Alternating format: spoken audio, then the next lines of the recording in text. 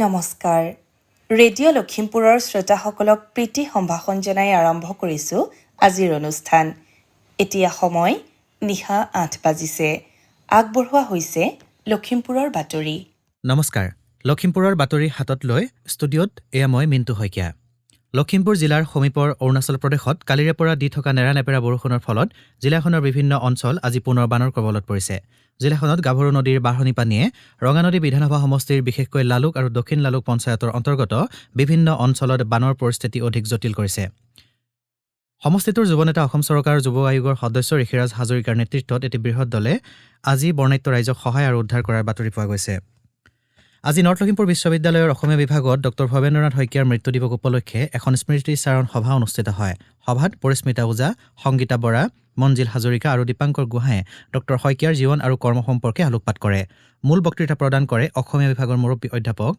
Doctor Arvind ৰাজখোৱাই উল্লেখ্য যে অসমীয়া বিভাগে 2005 চনৰ পৰা এই অনুষ্ঠান অনুষ্ঠিত কৰি আহিছে অসম প্ৰকাশন পৰিষদ আৰু সদৌ অসম পুথি প্ৰকাশক আৰু বিক্ৰেতা সন্থাই যৌথভাৱে আয়োজন কৰি অহা অসম গ্ৰন্থমেলা এইবেলি ৰাজ্যৰ মুঠ 8টা স্থানত আয়োজন কৰাৰ সিদ্ধান্ত গ্ৰহণ কৰিছে অসম প্ৰকাশন পৰিষদৰ কাৰ্যালয়ৰ সভাকক্ষত কালি অনুষ্ঠিত এখন সংবাদমেলত অসম প্ৰকাশন পৰিষদ আৰু সদৌ অসম পুথি প্ৰকাশক আৰু বিক্ৰেতা সন্থাই এই কথা প্ৰকাশ কৰে সেই মৰ্মে চলিত বৰ্ষত ৰাজ্যখনৰ 8খন চহৰত অনুষ্ঠিত হ'ব লগা অসম গ্ৰন্থমেলা 22 অক্টোবৰত আৰম্ভ হৈ 2026 চনৰ 6 জানুৱাৰীত সামৰণি পৰিব লখিমপুৰ জিলাত এই অসম গ্ৰন্থমেলা অহা 1 নৱেম্বৰৰ পৰা 10 নৱেম্বৰলৈ অনুষ্ঠিত হ'ব অসম ক্ৰিকেট এছ'চিয়েশ্যনৰ সভাপতিসহ এটি সজাতি দলে অলপতে উত্তৰ লখিমপুৰ ক্ৰীড়া প্ৰকল্প নিৰ্মাণৰ বুজ লোৱাৰ বাতৰি পোৱা গৈছে উত্তৰ লখিমপুৰ বাইপাছৰ সমীপত নিৰ্মীয়মান বিশ্বমানৰ ক্ৰীড়া প্ৰকল্পত অন্তৰ্ভুক্ত ক্ৰিকেট ষ্টেডিয়ামখন যোৱা 10 আগষ্টত এছ'চিয়েশ্যনৰ সভাপতি তথা বিধায়ক তৰংগ গগৈৰ নেতৃত্বত অহা এটি দলে কামৰ অগ্ৰগতিৰ বুজ লয় পৰিদৰ্শন কালত জিলা আয়ুক্ত প্ৰণৱজিৎ কাকতি আৰক্ষী অধীক্ষক গুণেন্দ্ৰ ডেকা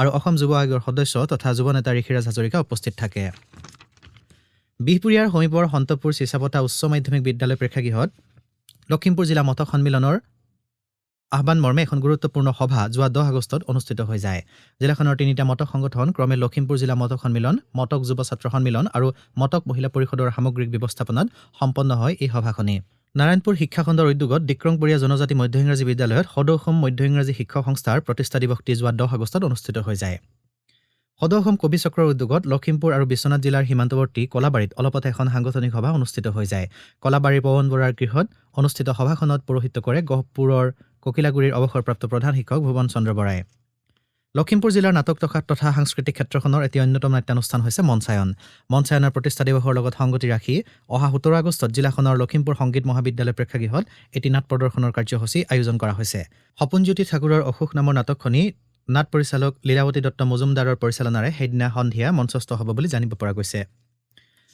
লখিমপুৰ জিলাৰ শিমলুগুৰি প্ৰেছ ক্লাবত যোৱা 10 আগষ্টত সন্মিলিত গগৈ ঐক্যমঞ্চ অসমৰ বিহপুৰীয়া সমজিলা সমিতিৰ এখন সাধাৰণ সভা অনুষ্ঠিত হৈ যায় উল্লেখ্য যে 2024 চনৰ 22 ছেপ্টেম্বৰত চৰাইদেউ জিলাত অসমৰ বিভিন্ন প্ৰান্তৰ শতাধিক গগৈৰ উপস্থিতিত এখন ৰাজহুৱা সভা অনুষ্ঠিত হয় আৰু তাতেই সন্মিলিত গগৈ ঐক্যমঞ্চ নামৰ এটি অনুষ্ঠানৰ জন্ম দিয়া হয় পৰৱৰ্তী সময়ত আলোচনা কৰি 2026 চনৰ 3 জানুৱাৰীৰ পৰা 3 দিনীয়া কাৰ্যসূচীৰে এখন অভিৱৰ্তন অনুষ্ঠিত কৰিবৰ বাবে সিদ্ধান্ত গ্ৰহণ কৰা হৈছে লখিমপুৰ জিলাৰ চাউলধোৱা আৰক্ষী চকীৰ অন্তৰ্গত চাউলধোৱা কাটৰি চাপৰিৰ পথত যোৱা 11 আগষ্টত সংঘটিত এক দুৰ্ঘটনাত এগৰাকী যুৱকৰ মৃত্যু হোৱাৰ বাতৰি পোৱা গৈছে এখন পালচাৰ বাইকেৰে তীব্ৰ গতিত আহি এটা বৈদ্যুতিক খুঁটাত খুন্দা মৰাৰ ফলত বাইক চালক 5 নং কাটৰি চাপৰি গুণাং গাঁৱৰ বিৰাচন পেগুৰ পুত্ৰ ৰাজা পেগুৰ থিতাতে মৃত্যু হয় ইপিনে উত্তৰ লখিমপুৰ সদৰ থানাৰ অন্তৰ্গত ঘাৰমৰা মাজগাঁৱৰ নামঘৰৰ মণিকোটৰ ওপৰৰ পৰা পৰি যোৱা 10 আগষ্টত পুলিন দাস নামৰ এগৰাকী ব্যক্তিয়ে মৃত্যু সাৱটি লয় জানিব পৰা মতে নামঘৰৰ মণিকোটৰ দৌল তললৈ নমাওঁতেই শ্ৰমিক হিচাপে নিয়োজিত লোকজন ওপৰৰ পৰা পৰি গুৰুতৰভাৱে আহত হয় আৰু পৰৱৰ্তী সময়ত লখিমপুৰ চিকিৎসা মহাবিদ্যালয়লৈ নিয়া হয় যদিও তেওঁৰ মৃত্যু হয় শ্ৰোতাসকলক জনাওঁ যে আমাৰ লখিমপুৰৰ বাতৰি একে নামেৰে থকা ইউটিউব চেনেল আৰু ফেচবুক পেজ ৰেডিঅ' লখিমপুৰৰ জৰিয়তে শুনিব পাৰিব নিয়মীয়াকৈ বাতৰিসমূহ শুনি থাকিবলৈ ফেচবুক পেজটি ফ'ল' আৰু ইউটিউব চেনেলটি ছাবস্ক্ৰাইব কৰিব আমাৰ আজিৰ নিশাৰ লখিমপুৰৰ বাতৰি ইমানতে অন্ত পৰিল পৰৱৰ্তী বাতৰি প্ৰচাৰ হ'ব কাইলৈ নিশা 8 বজাত নমস্কাৰ শ্ৰোতাসকলে ইমান পৰে লখিমপুৰৰ বাতৰি শুনিলে এয়া ৰেডিঅ' লখিমপুৰ আৰম্ভ কৰা হৈছে শিল্পীৰ পৃথিৱী আজিৰ অনুষ্ঠানত আমি লগ পাইছোঁ লখিমপুৰৰ এগৰাকী নাট্যশিল্পী শ্ৰী সূৰ্য কুমাৰ ভূঞাক আজি আগবঢ়োৱা হৈছে প্ৰথম খণ্ড সাক্ষাৎ গ্ৰহণ মিণ্টু শইকীয়াৰ আহকচোন আমি অনুষ্ঠানটিৰ মাজলৈ আগবাঢ়োঁ ৰেডিঅ' লখিমপুৰৰ শ্ৰোতাসকলক প্ৰীতি সম্ভাষণ জনাই আৰম্ভ কৰিছোঁ শিল্পীৰ পৃথিৱী অনুষ্ঠানটি। আমি এই শিল্পীৰ পৃথিৱী অনুষ্ঠানত আজি লগ পাইছোঁ লখিমপুৰ জিলাখনৰ এগৰাকী প্ৰবীণ শিল্পী, যিগৰাকী ব্যক্তিৰ নেতৃত্বত, যিগৰাকী ব্যক্তিৰ পৰিকল্পনাত আমাৰ জিলাখনৰ সাংস্কৃতিক ক্ষেত্ৰখনক এক অনন্য মাত্ৰা দিয়াত যথেষ্টখিনি বৰঙণি আগবঢ়ালে। তেখেতৰ সৈতে আমাৰ হ'ব লগা এই সাক্ষাৎকাৰমূলক অনুষ্ঠানটিত বহু কথা আমি জানিব পাৰিম। অতীতলৈ ভুমুকি মাৰি লখিমপুৰ জিলাৰ সাংস্কৃতিক ক্ষেত্ৰখনৰ বহু কথা বতৰা আমি আলোচনা কৰিব পাৰিম। সেইগৰাকী ব্যক্তিৰ বাসগৃহত আমি বৰ্তমান উপস্থিত হৈছোঁ। তেখেত হৈছে লখিমপুৰ জিলাৰ কমলাবাৰী পথৰ সমীপত তেখেতৰ ঘৰ, শ্ৰীযুত সূৰ্যকুমাৰ ভূঞা। ছাৰ, আপোনাক আমাৰ এই শিল্পীৰ পৃথিৱী অনুষ্ঠানলৈ স্বাগতম জনাইছোঁ। ধন্যবাদ। ছাৰ, আপোনাৰ কাষলৈ মই আহিছোঁ পোনতে আপুনি আপোনাৰ যি সাংস্কৃতিক কৰ্মৰাজি শৈশৱত আৰম্ভ কৰিছিল, কেতিয়া কেনেদৰে এই সাংস্কৃতিক ক্ষেত্ৰখনত আপুনি সোমাই পৰিল, সৰুকালৰ কিছু কথা আপুনি মনত পেলাওকচোন। সৰুকালৰ বুলিলে মানে মনত পৰে আমি সেই স্কুলত পঢ়ি থকা সময়ছোৱা। তেতিয়াতে ইয়াতে এখন মইনামেল হৈছিল 1953 চনত, প্ৰগতি মইনামেল। সেই মইনামেলৰ আমি মইনা আছিলোঁ তেতিয়াই নাচ গান নৃত্য গীত এইবিলাক শিকোৱা হৈছিল আমাক। সেই সময়তে আমি কিছুমান কথা মনত আহিছিল যে আমিও যাতে এনেধৰণৰ নাট নৃত্য গীতত যাতে আগবাঢ়ি যাব পাৰোঁ, তেনেকুৱা এটা মনোভাৱ মোৰ তেতিয়াই মনত উদয় হৈছিল।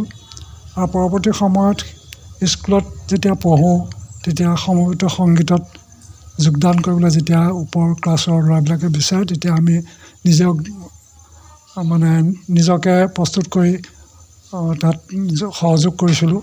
আৰু সেইধৰণে গৈয়ে শেষত অকণমান সকলোৰে দৃষ্টিত মই নাটক বা গীত নাট পৰিৱেশন কৰাৰ এটা তেওঁলোকে দেখা পাইছিলে আৰু সেইধৰণে মোক মাতিছিলে।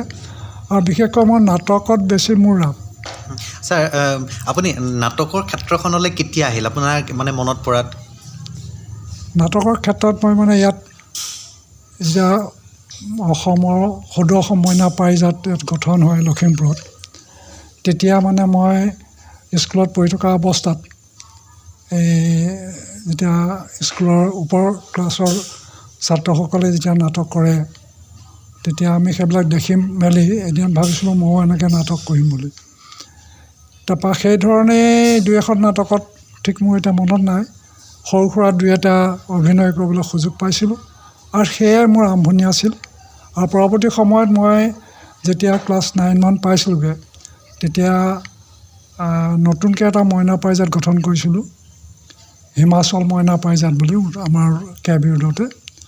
তেতিয়া সেই সময়ত আমাৰ কিছুমান মইনা আমি শিকাবলৈ নাটকৰ বিষয়ে, বিশেষত মোৰ নাটকৰ ৰাপ থকাৰ কাৰণে বাৰ্ষিক অধিৱেশনত যেতিয়া গীত নাট পৰিৱেশন কৰিবলগীয়া হয় বছৰেকীয়াত, তেতিয়া মই সেই গীত নাটৰ লগতে নাটকৰ শাখা এটাও গঠন কৰি সৰু সুৰা নাট অভিনয় কৰিবৰ কাৰণে দুই এজন ল'ৰা তেতিয়া নিৰ্বাচন কৰিছিলোঁ। আৰু তেনেকৈয়ে নাটকলৈ মনটো মোৰ বিশেষকৈ আগৰটো বেছিকৈ বাঢ়ি গ'ল। সেই যে ক'লে হিমাচল মইনা পাৰিজাতৰ কথা, সেই সময়ৰ হিমাচল মইনা পাৰিজাতৰ লগত জড়িত হৈ থকা কোন কোন ব্যক্তি বৰ্তমান? সেই সময়ত হিমাচল মইনা পাৰিজাতত বিশেষকৈ নাম ল'বই লাগিব মই আলি হাইদৰৰ নামটো। আলি হাইদৰ তেতিয়া মই পৰিচালক, আৰু আলি হাইদৰৰ লগতে আৰু দুজনমান মইনা আছিলে, যিসকলৰ নাটকৰ প্ৰতি বৰ আগ্ৰহ। তেওঁলোকে গীত নাটতকৈও নাটক কৰিবলৈ হেঁপাহ যোৱাৰ কাৰণে দুই এখন সৰু সুৰা নাটক তেওঁলোকৰ সৈতে কৰাইছিলোঁ। আৰু প্ৰথমখন নাটক আছিলে বুঢ়া বুঢ়ী। সেইখন মই নিজে অভিনয় কৰিছিলোঁ বুঢ়ী, আৰু বুঢ়াৰ অভিনয় কৰিছিলে বেলেগ এজনে। সেই নাটকত আমি মোক তেতিয়া এটকাৰ পুৰস্কাৰ দিছিলে অভিনয়, মোৰ মুগ্ধ এজন ব্যক্তিয়ে। তাৰপিছতে ল'ৰাবিলাক শিকাবলৈ ল'লোঁ। তেতিয়া সেইধৰণে নাটকত আগবাঢ়ি গ'ল কিছুমান ল'ৰা। আৰু এই তেনেদৰে নাটকত মোৰ ৰাপটো বেছিকৈ বাঢ়ি গ'ল। ছাৰ হয় আজি আচলতে আমি যিটো সাক্ষাৎকাৰমূলক অনুষ্ঠান কৰিছোঁ আজি প্ৰথম খণ্ডত আপোনাৰ এই শৈশৱৰ কথাখিনি আমি আপোনাৰ পৰা জানিলোঁ। কাইলৈ পুনৰ আপোনাৰ সৈতে কথা পাতিম শৈশৱৰ অন্য এছোৱা সময়ৰ কথা। ছাৰ আজিলৈ অনুষ্ঠান সামৰিছোঁ। ধন্যবাদ। শ্ৰোতাসকলে ইমান পৰে শিল্পীৰ পৃথিৱী শিতানত সূৰ্যকুমাৰ ভূঞাৰ সৈতে হোৱা সাক্ষাৎকাৰৰ প্ৰথম খণ্ডটি শুনিলে। সাক্ষাৎ গ্ৰহণ মিণ্টু শইকীয়াৰ আৰু সম্পাদনাত ৰুবুল হাজৰিকা। সাক্ষাৎকাৰটিৰ দ্বিতীয়টি খণ্ড প্ৰচাৰ হ'ব কাইলৈ এই একে সময়তে। আজিলৈ ৰেডিঅ' লখিমপুৰৰ অনুষ্ঠান প্ৰচাৰ ইমানতে সামৰিছোঁ। পৰৱৰ্তী অনুষ্ঠান প্ৰচাৰ হ'ব কাইলৈ নিশা 8 বজাত। কাইলৈৰ অনুষ্ঠানত পুনৰ লগ পোৱাৰ প্ৰতিশ্ৰুতিৰে আজিলৈ বিদায় দিয়ক। শুভৰাত্ৰি।